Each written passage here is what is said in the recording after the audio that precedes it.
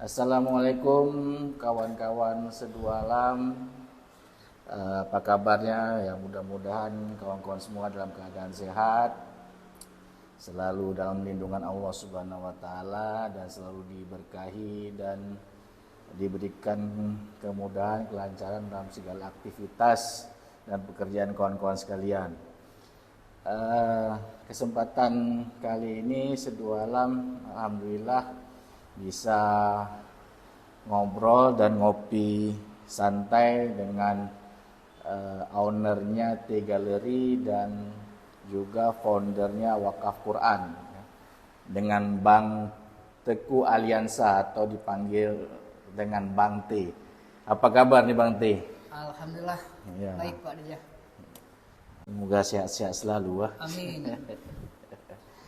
Ya, Bang T ini merupakan ownernya T Gallery ya Bang? Ya. Dan juga foundernya Wakaf Quran yang sudah berjalan berapa lama nih Wakaf Quran nih Bang?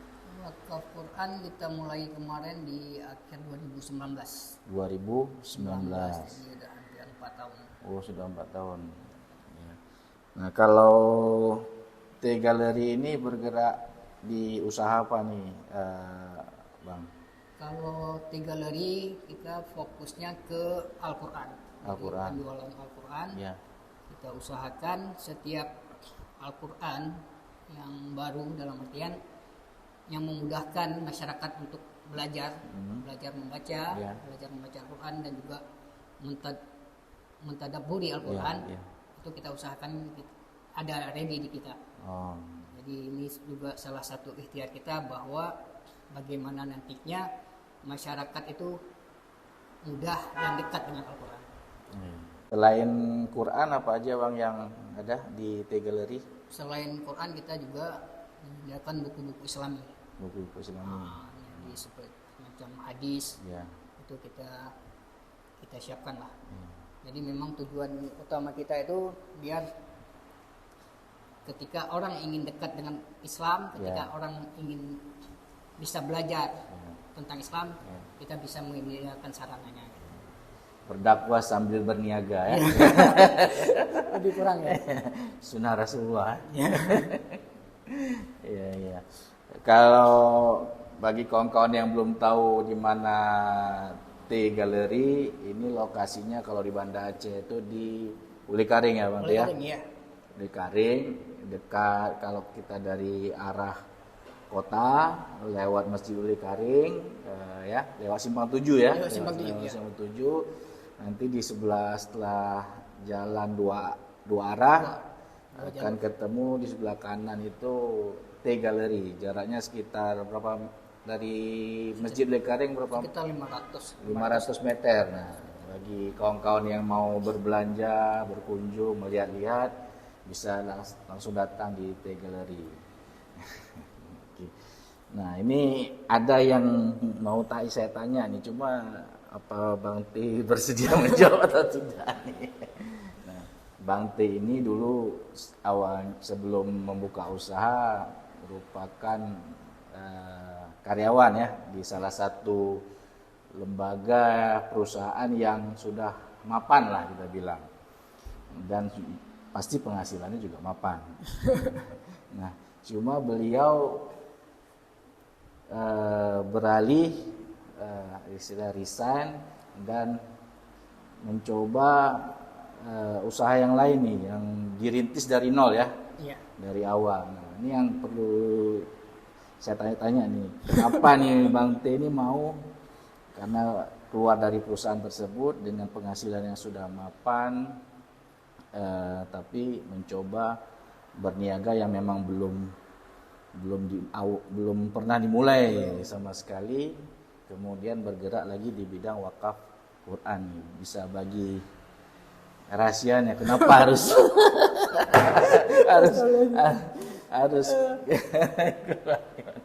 ini sebenarnya pertanyaan 4 tahun yang lalu ya. Cuma malam ini ditanyakan kembali. Apakah karena ingin mengikuti jejak Rasulullah, berniaga begitu kan, sambil berdakwah. Iya, iya. Atau mungkin dengan berniaga lebih omsetnya lebih daripada yang sebelumnya.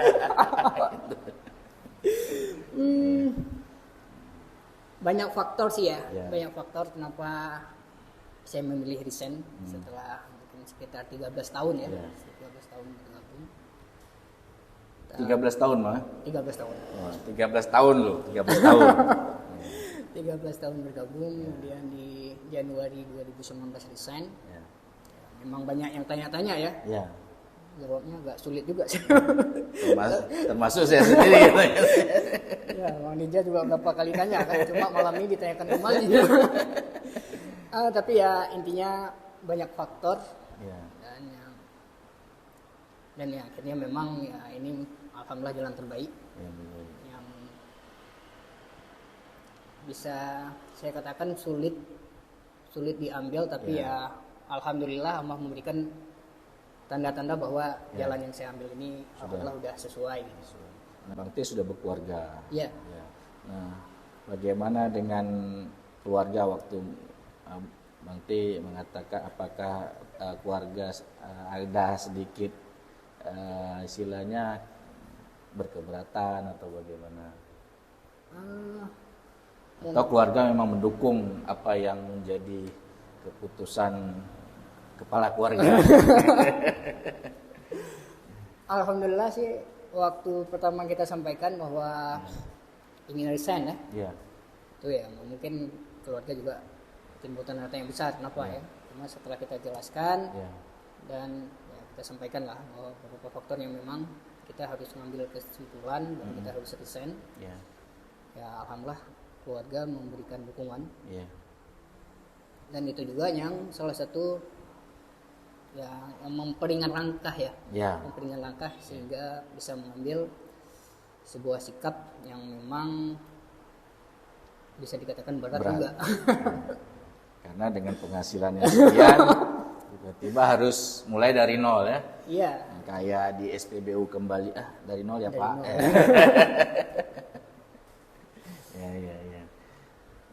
Tapi sudah berarti dengan keputusan itu alhamdulillah sekarang berjalan normal dan alhamdulillah, dan banyak hal-hal yang secara logika kita ya nggak bisa kita prediksi dan ternyata Allah memberikan jalannya ya betul. Macam Al-Quran, kita dekat dengan Al-Quran, tokoh Al-Quran ini sebenarnya pada dasarnya saya sendiri nggak terpikir ya. Nggak terpikir bisa sampai sekarang gitu. Iya. Sudah 4 tahun ya? Sudah 4 tahun. Sudah 4 tahun dan sudah banyak juga yang ikut berwakaf ya? Ya, alhamdulillah. Kita mulai itu kalau usaha T-Gallery sendiri sebenarnya kita pertama bukan fokus di Quran ya? Iya. Bukan fokus di Quran. Tapi kemudian saya ikut ada acara di Bandung. Kebetulan acaranya dibuat di pabriknya Al-Quran di Penerbit Syamil. Kemudian, jadi yang produk Al-Quran yang diwakafkan atau dijual di sini produknya dari percetakan Syamil ya? Dari Syamil dan juga ada beberapa dari percetakan lain juga. Ya. Nah ini contoh Qurannya yang kalau kawan-kawan mau lihat ada beberapa contoh di sini. Ya, kalau mau lihat lagi bisa kunjungi langsung ke galeri. Ya. Jebang. Di 2019 itu, itu pertama kita pas acara di sana di Bandung di kebetulan acaranya dibuat di pabriknya ya. Kemudian ada tempatnya kita ikut acara di situ. Ya di situ kita mengenal lebih dekat dengan Al-Quran gitu.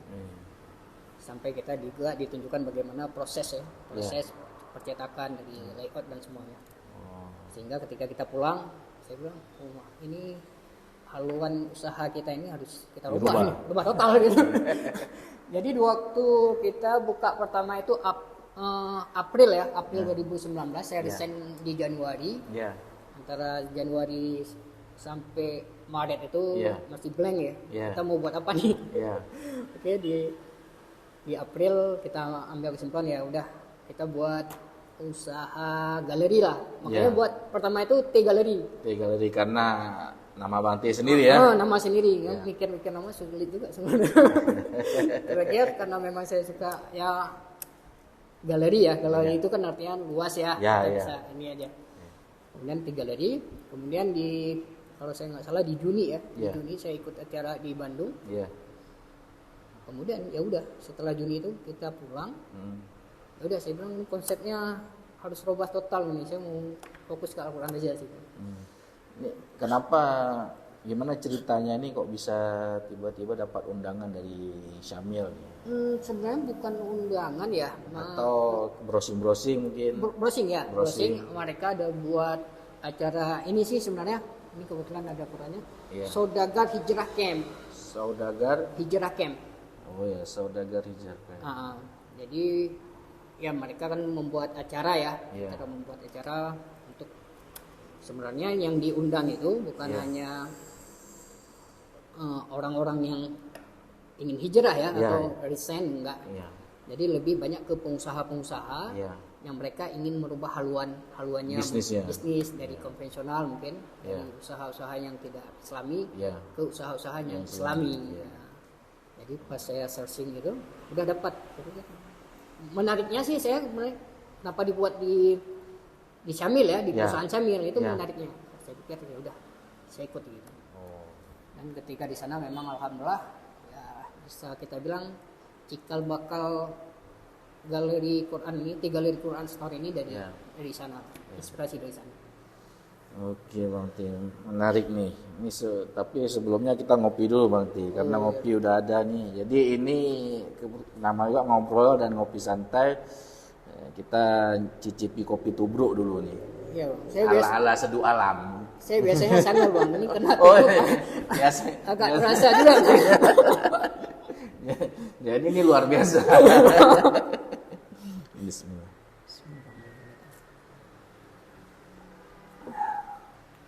Tapi nggak apa Bang, bisa tidur kok. Kalau untuk malam esok ini persiapan tarawih Bang ya? Oh iya. Nah, ini berbicara tentang wakaf nih lagi. Nah kan Bang Teo foundernya Wakaf Quran juga. Sudah ada di medsosnya di Instagram ya Wakaf Quran. Nanti kawan-kawan bisa lihat link medsosnya di description kita. Nah tahun berapa Wakaf Quran sendiri ini tahun berapa mulainya tadi? 2019 ya. 2019. Tapi di Deluan T Gallery ya. Ya, jadi prosesnya pertama T Gallery aja ya. T Gallery itu kita jual tas ya, aksesoris lah itu pertama. Kemudian saya pulang dari Bandung setelah acara itu. Udah kita mulai masukkan Quran. Kita sudah mulai menjual Quran. Dan wakaf ini pun ceritanya agak ini juga Bang Nija. Saya pun belum terpetik bagaimana sih sebenarnya wakaf ini polanya sama sekali blank. Jadi setelah ini tiba-tiba ada pelanggan kita, dia nitip, Pak saya ini ada Quran, saya beli Quran, tolong abang salurkan bisa nggak gitu. Jadi ini cerita yang pertama. Jadi ini bukan inisiatif saya sama sekali gitu. Ini terbukanya karena ada pelanggan yang menitipkan. Dia beli Quran di kita, dia nitip. Ini ada Quran. Quran itu yang abang jual. Ini ada Quran dibantu salurkan bisa nggak gitu. Udah jadi PR juga ya. Cuma kita karena memang sebelumnya kan belum pernah salurkan ya. Ini mau kemana nih dibawa ini kan? Betul. Kita usaha di bidang Quran juga baru gitu tiba-tiba dapat amanah ini. Saya bilang boleh insyaallah. Cuma saya bilang ya mungkin kita distribusikannya ke yang membutuhkan saya bilang. Biarpun pada saat kita terima itu kita belum ada ini ya, belum ada gambaran kita mau serahkan kemana. Itu yang pertama kali di akhir 2019 itu.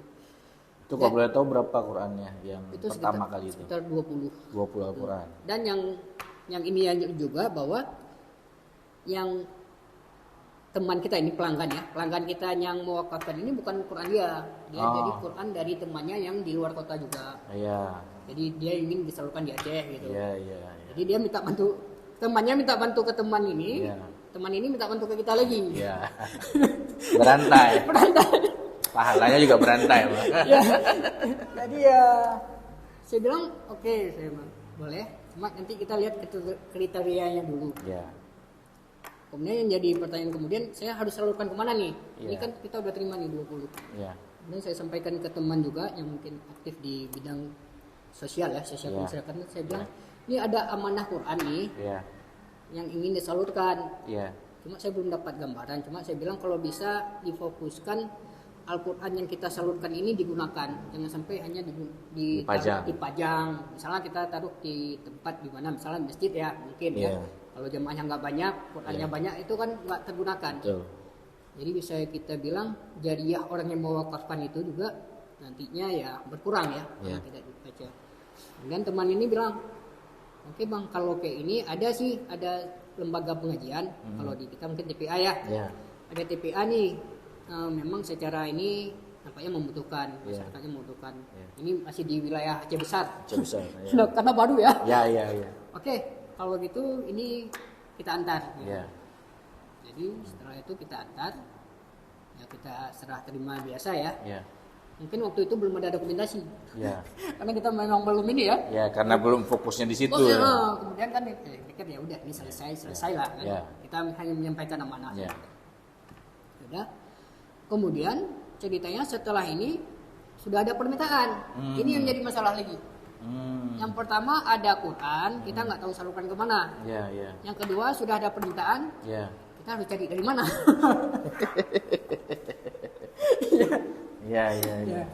Jadi yang ke tahap berikutnya setelah ini kan mungkin udah jadi ini kan. Ada orang kasih Quran nih, mungkin kan yang lembaga TPA ini juga sampaikan ke teman-temannya. Ini ada nih, kalau butuh minta aja ke sini. Udah. Kemudian sudah ada permintaan. Memang jumlahnya nggak banyak ya, puluhan ya, karena memang TPA gitu. Ya udah, kita terima. Saya bilang, ini kalau Quran ini belum ada yang wakaf. Kemarin itu kenapa diberikan? Karena memang ada yang nitip, ada yang minta bantu kita untuk kita salurkan. Makanya langsung kita serahkan gitu. Kalau ini belum ada, nanti insya Allah kalau ada saya kabarin. Saya kan masih belum tahu formatnya gimana sih nih kita mau menyediakan Quran gitu ya. Dan kadarullah ya seperti saya sampaikan tadi ya. Ada ya jalannya. Ada jalan sendiri gitu ya. Ada orang yang memang bertanya lagi karena kita toko Al-Quran kan, bisa nggak wakaf gini?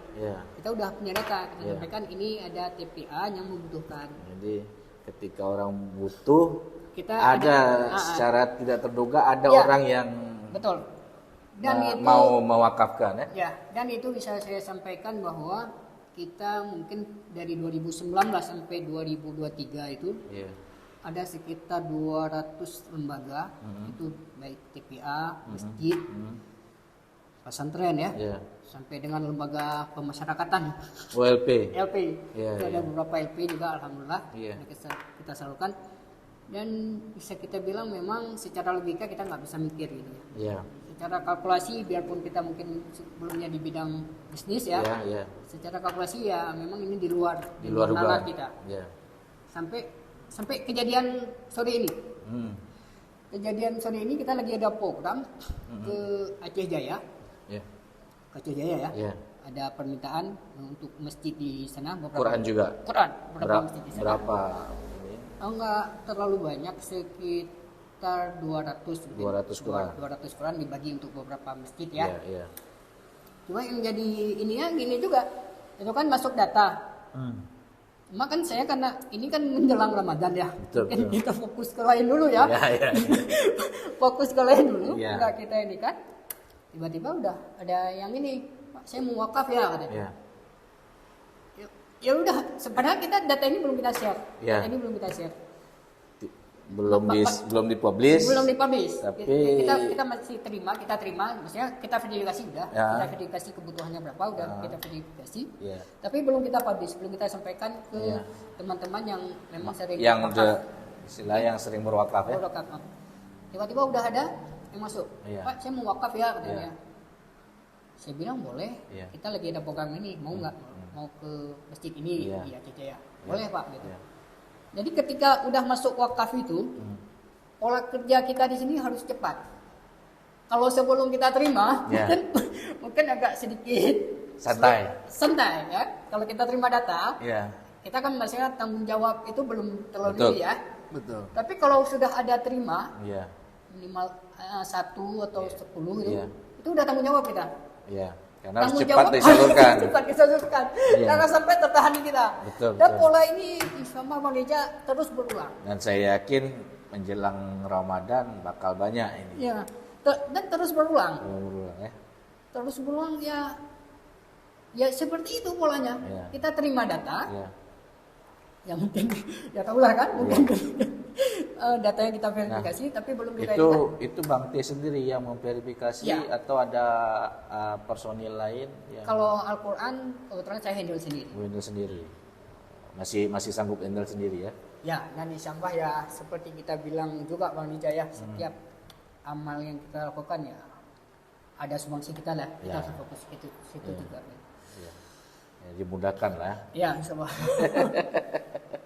Nah, kalau boleh tahu nih udah berapa penerima wakaf yang selama 4 tahun terakhir yang dikelola sama Bante, kemudian sudah berapa orang pewakaf nih yang kalau penerima bergabung? Ya, kalau penerima ya seperti saya sampaikan tadi sekitar 200 lembaga ya. 200 lembaga.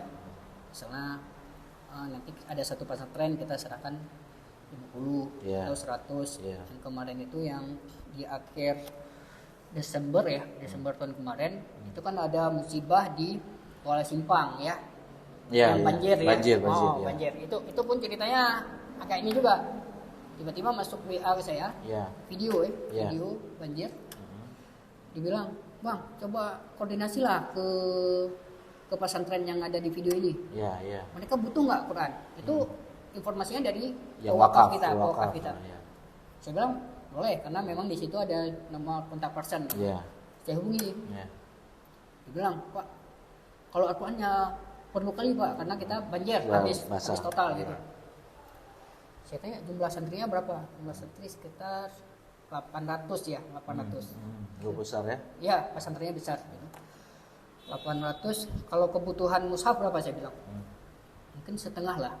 Karena mungkin yang lainnya diadakan diadakan masing-masing ya. Oke, berarti 400 ya. 400 mushaf. Saya sampaikan ke teman yang sering wakaf ini. Kita udah terima nih datanya. Mereka jumlah santri sekian. Kebutuhan sekian gitu. Oke Bang, saya sekian katanya jumlahnya. Dan nggak lama itu 400 mushaf itu Bang Ija sekitar terkumpul 7 hari. 7 hari 400 mushaf. 400 mushaf. Dan ada satu pewakaf itu sampai 100 mushaf. 100 mushaf. Dan itu saya antar sendiri di sana. Karena satu tempat karena memang kondisinya ya memang parah sebenarnya. Jadi kalau dari 2019 sampai kemarin kemarin ke banjir Sigli. Sigli kan kemarin banjir juga. Kita ada serahkan juga sekitar 300 mushaf untuk sekitar 10 balai pengajian. Kalau total sekitar 200 lembaga yang sudah terima. Termasuk sekolah ya. Kalau jumlah mushafnya sekitar 10.000. 10.000 yang sudah tersalurkan. Itu dari 2019 sampai kemarin. Kalau pewakaf yang tercatat kita sekitar 300 atau 400 orang. Dari seluruh Aceh atau termasuk dari luar Aceh? Luar Aceh ada. Luar Aceh ada juga. Ada yang dari Jakarta. Ada teman kita juga yang mengkoordinir. Kebetulan beliau di Sulawesi. Teman-teman beliau juga wakaf. Ada yang Jakarta, Medan ada juga. Berarti terbuka untuk seluruh wilayah di Indonesia. Nah, kalau penerima wakafnya ini sementara masih di Aceh aja atau ada yang di luar Aceh juga? Ada, kita kemarin itu ke Medan. Di Medan itu jadi ada satu wilayah perbatasan dengan Aceh. Itu ada masjid yang memang membutuhkan. Jadi ke Medan ke daerah Karo itu sudah pernah juga kita salurkan. Ya, jadi kalau ini mana tahu ada teman-teman yang mau berwakaf Al-Quran. Nah, apakah ada standarnya Al-Quran yang seperti apa, kemudian harga berapa ini kalau boleh tahu yang diwakafkan. Mana tahu ada kawan-kawan yang mau berwakaf bisa menyiapkannya nih kan. Kita biasanya ketika dapat informasi ya, ada balai pengajian atau masjid yang membutuhkan, kita biasa koordinasi dulu dengan imamnya atau dengan pimpinannya. Mereka biasa di sana pakai mushaf apa. Jadi ini untuk meminimalisir bahwa mushaf yang kita wakafkan, yang donatur wakafkan itu akan digunakan. Betul. Jadi jangan sampai nanti mushaf yang kita gunakan, yang kita salurkan tidak digunakan. Itu juga menjadi kendala ya, saya lihat. Misalnya ada lembaga tahfiz, dia menggunakan mushaf apa misalnya, katakanlah mushaf Iqra. Ketika kita berikan mushaf yang ini, mereka mungkin enggak menggunakan. Karena berbeda. Iya, karena ada kriterianya. Karena cara belajarnya juga berbeda. Makanya kita pastikan, saya pastikan sendiri bahwa mereka gunakan Quran apa. Jadi kita sebelum mempublish, menyampaikan bahwa ada lembaga yang membutuhkan mushaf, kita koordinasi dulu dengan pimpinannya. Kalau mushaf ini pakai enggak? Bisa dipakai enggak? Kalau bisa, kita berikan yang model ini. Kalau enggak, kita tawarkan yang lain yang mereka gunakan. Jadi ini juga menjadi catatan jangan sampai yang mushaf kita berikan tidak digunakan. Karena lembaga itu kan setiap kita berikan mereka nggak pasti nggak menolak ya kan. Betul. Ya, mereka pasti menerima. Cuma masalahnya digunakan atau enggak itu yang jadi catatan. Iya. Jadi setiap orang wakaf orang pasti terima. Tapi digunakan atau enggak. Ini juga yang jadi PR ya. PR kita koordinasi bahwa niat dari para wakif ya, orang yang mewakafkan itu ya juga bisa betul-betul bermanfaat. Jadi kalau begitu bervariasi lah ya. Tergantung kebutuhan. Tidak ada patokan mushaf yang harga sekian atau harus merek ini atau maksudnya cetakan ini enggak mesti ya. Nah, sementara di Abang sendiri kalau semua mushaf yang dibutuhkan itu sampai sekarang lengkap semua ya. Lengkap ya, karena kita juga memegang beberapa penerbit ya. Penerbit Al-Quran besar. Salah satunya Syamil ya. Yang lain apa kalau boleh disebutkan? Ada Cordoba, ada Al-Mahira, ada Fatih, ada Al-Qasbah. Itu perusahaan-perusahaan besar ya, yang menerbitkan Al-Quran yang umurnya juga mungkin sudah di atas 10 tahun. Menarik nih Bang programnya. Semoga lancar ya. Semoga kawan-kawan yang menonton video ini bisa ikut berwakaf dan membantu orang-orang yang membutuhkan Al-Quran atau lembaga-lembaga pendidikan membutuhkan Al-Quran. Nah, ini pertanyaan terakhir nih Bang. Oh ya. Kenapa wakaf Quran? Kan wakaf-wakaf lain ada nih banyak. Kenapa milih fokusnya di wakaf Quran? Apakah ada rencana untuk membuka selain wakaf Al-Quran ada wakaf lain mungkin yang mau dijalankan gitu? Banyak pertanyaan ya, dan banyak pertanyaan dalam artian ketika kita menyampaikan wakaf Quran, otomatis yang menerima udah kami juga butuh ini. Kami butuh selain Al-Quran ya. Sarana-sarana lain. Sarana-sarana lain ya.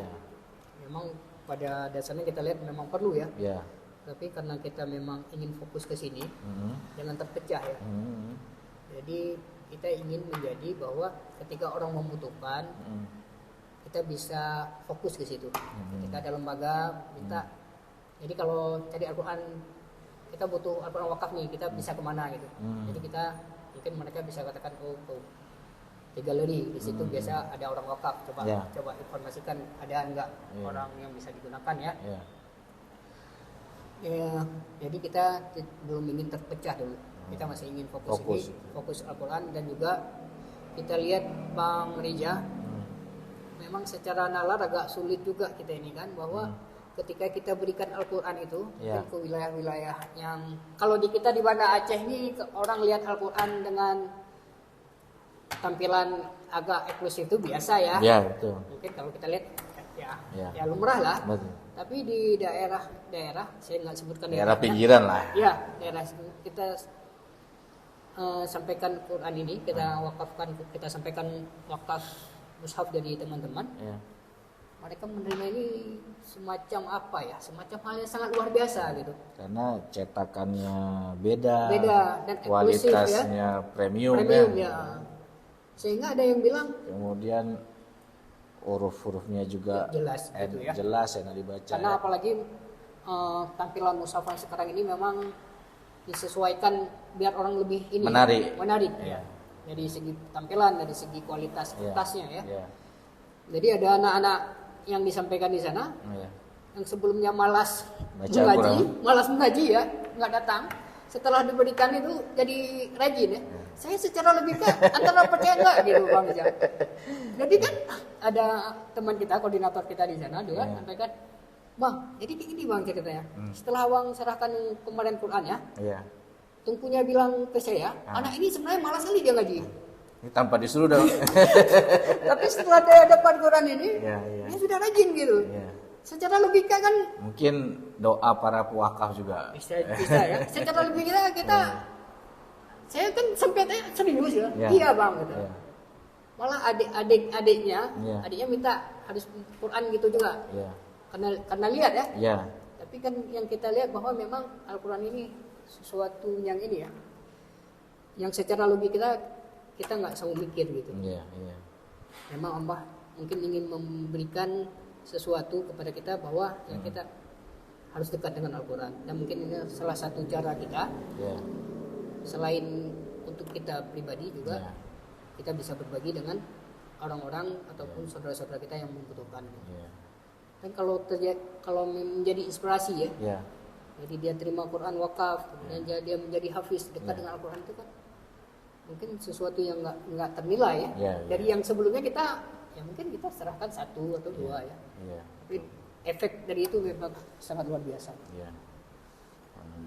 Terima kasih nih Bang T atas kesempatannya, sudah ngobrol dan ngopi santai sama Seduh Alam, udah berbagi pengalaman inspiratifnya ya bagi kawan-kawan, apalagi ini mau masuk bulan Ramadan ya. Nah, kan salah satu ibadah yang juga dianjurkan banyak bersedekah. Nah, jadi mungkin ingin berwakaf silakan, bisa berwakaf Al-Quran, bisa menghubungi Bang T. Nanti kita cantumkan di description alamat tokonya ya nanti ya. Kemudian medsosnya juga kita akan cantumkan. Nah, nanti bisa langsung lah menghubungi Bang T yang pingin wakaf dan pingin bersedekah butuh Al-Quran. Nah, makasih sekali lagi Bang T kesempatannya udah berbagi kebaikan ya, karena mau beberapa hari lagi mau menjelang puasa.